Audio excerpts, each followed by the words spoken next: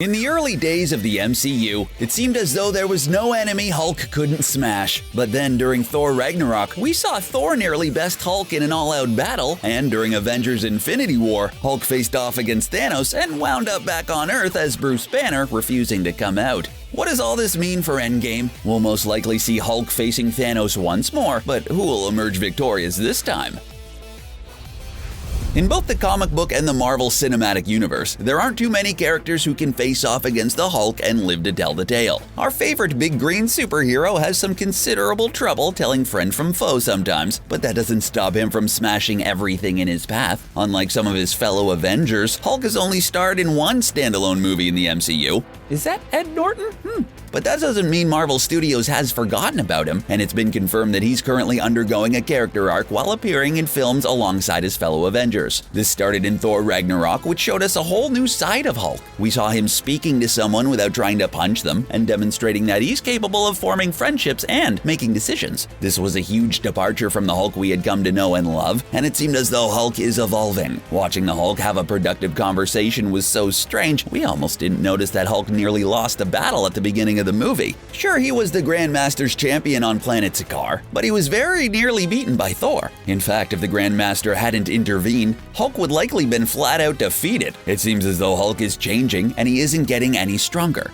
Could this mean the Hulk is getting closer to being totally defeated? Well, if we're looking at people who could defeat the Hulk, Thanos seems like a pretty safe bet at the moment. At the beginning of Avengers Infinity War, we saw Thanos face the Hulk without fear, and Hulk ended up tucking his tail between his legs. Well, metaphorically speaking. Hulk loves a good fight, but he refused to emerge for the remainder of the movie, leaving Bruce Banner all on his own in the battle against Thanos. Could Thanos have really destroyed Hulk in a legitimate fight with both warriors giving it their all? To answer this question, let's take a look at the comic book history of these two characters. We've seen the Hulk sustain some heavy damage on the big screen, but that's nothing compared to what he's gone through in the comic books. He's gone toe-to-toe with some heavy-hitting heroes like Wolverine, withstood nuclear attacks, and even survived insanely high temperatures. Even Thanos admitted that he'd prefer not to engage with the Hulk if at all possible, and it's hard to blame him. But just because Thanos would prefer not to tussle with the Hulk doesn't mean he couldn't defeat him if it came down to it. Based on what we've seen in the comics, Hulk at his peak is much stronger than Thanos. And we mean this both in terms of his damage output and his level of endurance. If you were to pit a fully enraged Hulk against Thanos, well, first of all, we'd definitely pay to see that fight, but the Hulk would almost certainly emerge victorious. The thing is, that's presuming the two of them are having a fight under certain conditions.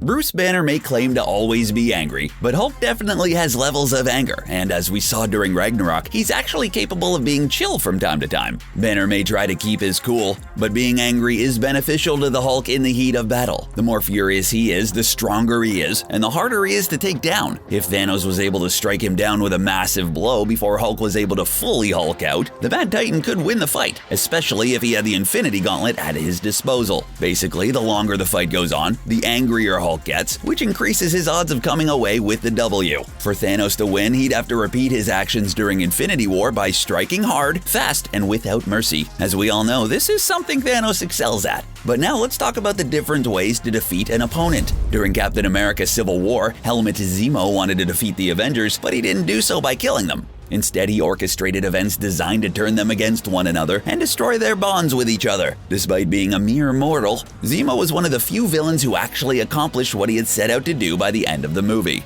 Thanos doesn't have to destroy Hulk in the traditional way by ending his life, but what he could do is completely fracture his already tenuous relationship with Bruce Banner. Some people believe Hulk spent all of Infinity War essentially hiding and did so because he was so afraid of Thanos. But according to the Russo brothers, it wasn't a mere act of cowardice. Instead, Hulk was resentful for being used as a giant green battering ram to fight Bruce Banner's battles for him. Banner has always been vocal about the fact that he resents turning into the Hulk, and most of us never stop to consider that this arrangement might be just as aggravating for the Hulk. During Ragnarok, we realize the only thing Hulk has experienced for years has been fights. When he's given the chance to do something besides fight for a while, we see that he has a genuine personality of his own and is capable of feeling emotions besides anger. If you think about it, Banner is the one who decided to join the Avengers and sign up for a lifetime of fighting, but he doesn't do much fighting himself. Honestly, from the Hulk's point of view, it seems as though Banner has kind of been a jerk. Hulk and Thanos may have fought one another from time to time in the comic books, but the age-old struggle between Bruce Banner and the Incredible Hulk is one we're even more familiar with. Sure, the main battle of Infinity War was fought for ownership of the Infinity Stones, but we also witnessed an important breaking point in the relationship between Hulk and Bruce Banner. So what does this mean for Avengers Endgame? If Thanos tries to destroy Bruce Banner during Endgame, will Hulk step in to help? If he does, this could see him and Thanos in another confrontation, and we're guessing Hulk wouldn't win against him this time either. Not only would Hulk likely lose, but this could cause a serious showdown between him and Banner. Many Marvel fans believe we could see the end of the Hulk as we know him in the MCU, but that's not necessarily a bad thing, because, according to this theory, while we're gonna lose the out-of-control, rage-filled Hulk, we may be introduced to a character known as Professor Hulk.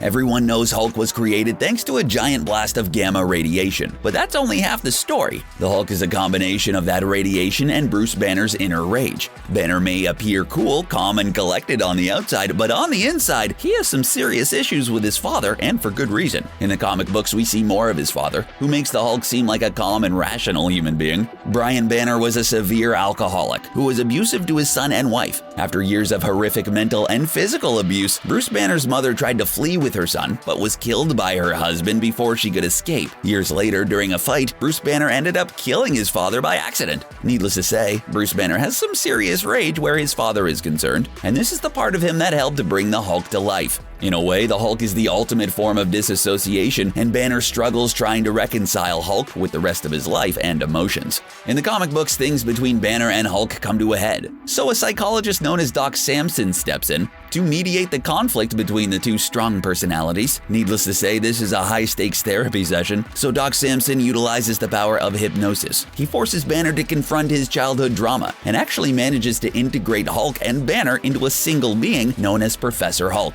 This character is the best of both worlds, having the strength and battle-savvy prowess of the Hulk, but the brilliant mind of Bruce Banner. And the evolution into Professor Hulk is far more than simply mental. His physical form changes as well, looking like a more humanized version of the Hulk. And some promo art for Avengers Endgame seems to reflect this change, as we see Hulk actually wearing clothing that isn't a pair of ripped pants. There's another huge difference between Professor Hulk and the Hulk we're used to seeing rampaging around the MCU. As we discussed earlier, the more upset Hulk gets, the stronger he gets. But Professor Hulk doesn't quite work this way. If you like Bruce Banner, you'll also like Professor Hulk when he gets angry, because instead of becoming more powerful, he simply reverts back to Banner. This can definitely add a layer of complication to a battle, but if you think about it, it's kind of a fail-safe device for preventing Hulk from getting too out of control. It's also a bigger incentive for Hulk to keep his temper in check and avoid going off the deep end during a fight.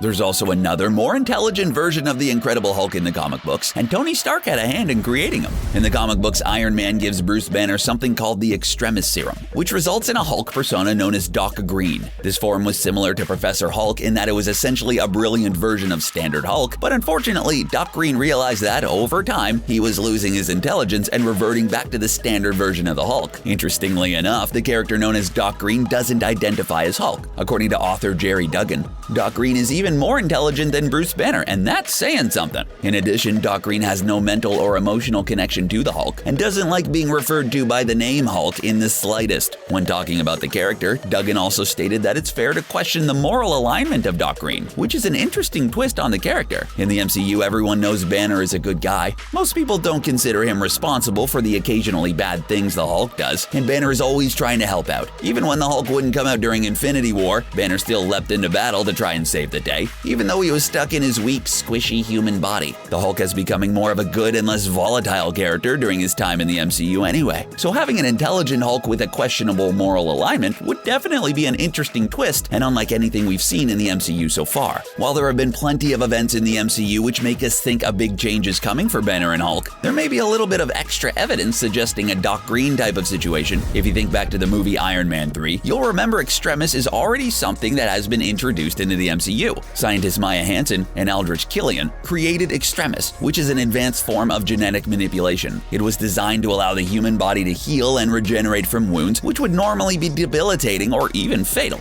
and it would leave subjects better than ever by offering physical enhancements after a relatively short time. Seeing as how we have a connection between Tony Stark and the Extremis already in the MCU, it's possible we've been leading up to a Doc Green type situation all this time. Then we have the events of Infinity War backing up this theory as well. After taking a look at over 14 million possible futures, Doctor Strange ended up handing over the Time Stone to Thanos in order to save the life of Tony Stark. Previously, he had claimed he would let Thanos kill Tony if he had to in order to protect the Time Stone, but it seemed like something he saw in the one good future managed to change his mind. This left many fans thinking Tony has an integral part to play in the destruction of Thanos, and one possibility is that he'll design a new type of Infinity Gauntlet. But even after he does so, he'll need someone to wield it, and a mere mortal probably isn't going to be up to the task. Someone with the incredible strength of the Hulk and the intelligence to use the gauntlet properly would be perfect, making someone like Doc Green or Professor Hulk the ideal candidate to use the new Infinity Gauntlet. Now that we've explored the comic book history of Thanos and the Incredible Hulk, what do you think this means for Avengers Endgame? Will they go head-to-head again? Who will emerge victorious this time? Let us know in the comment section below, and don't forget to subscribe to CBR for more MCU content. Thanks for watching.